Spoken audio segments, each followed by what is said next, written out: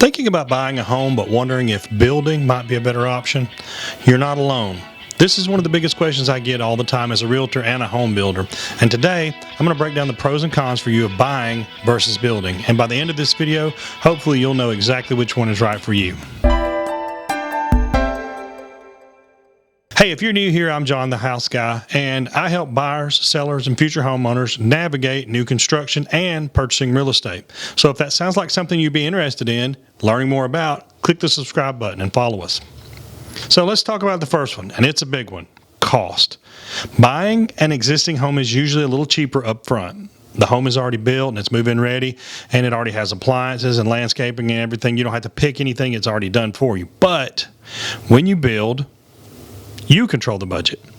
Yeah, labor and material costs and money that you're paying for really isn't someone else's upgrades. It's not things that you didn't get to pick, but it's yours. Everything is your choice. Or if you're picking a spec home, then you know that you have brand new materials in place, brand new AC, brand new plumbing, all those things that are usually got a little wear and tear on them. Nobody's been there before except for you.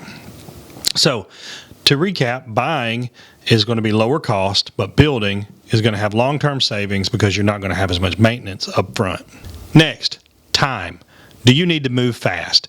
If you need to move fast, then obviously you're going to need to have something that's already built, because 6 to 12 months is the timeline you're looking at on a new construction. You're going to have some patience, and depending on the size of customization, it may take a little longer. So keep that in mind. Buying a house that's pre-existing is going to be faster.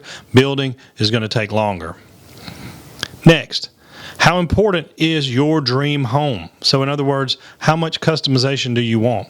If you're buying a house that already has somebody has lived in before, then you're not going to have as much say-so in the finishes and the way things are laid out and all that. But when you build, you pick everything. You get the floor plan, the finishes, the countertops, even where your outlets go. So if you want a home that's 100% your design, your idea, and somebody to handhold you through that, then building is the way to go. Buying, you have limited choices. Building, fully customized. But remember, customization usually costs more money. Up next, maintenance. If you have an older home, we talked about this before. If you buy an older home, you're going to have more maintenance, repairs, costs. You need to budget for that. If you buy a new home, everything is new. You're not going to have as much of a problem.